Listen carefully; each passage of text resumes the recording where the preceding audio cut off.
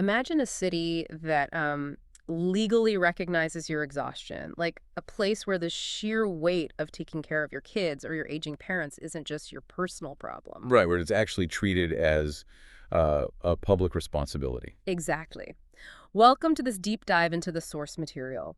Today, we're looking at a stack of legislative texts and policy briefs from July 2026 to unpack a new decree.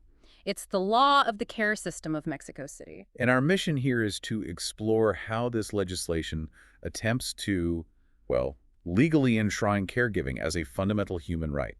It's a massive shift in how a government interacts with its citizens.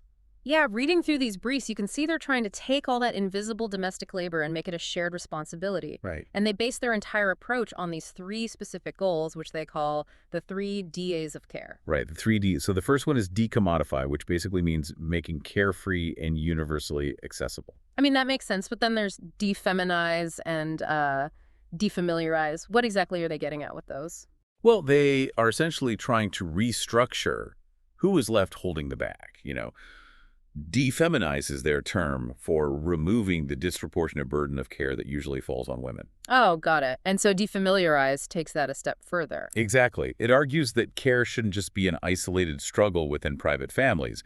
The text outlines a strategy to actually shift that weight onto the state and the private sector. Okay, let's unpack this. It's like they're treating caregiving as an essential public utility, like the water grid or roads, rather than just an invisible burden. What's fascinating here is that the legislation outlines three specific dimensions to this utility.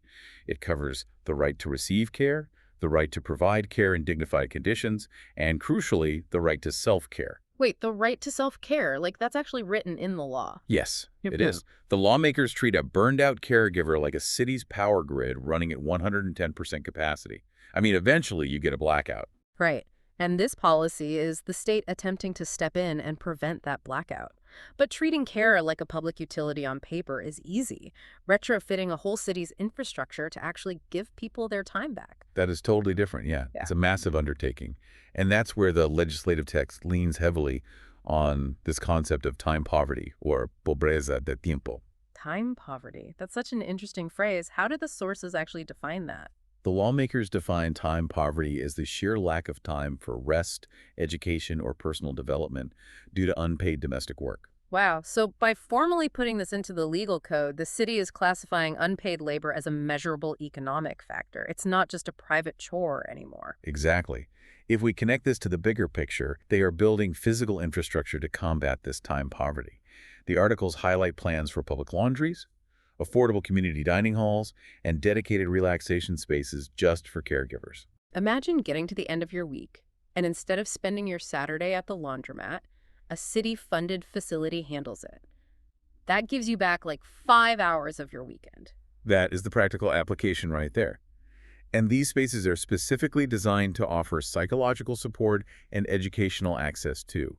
They are effectively building the right to rest into the city block. Okay, but look, building public laundries is one thing.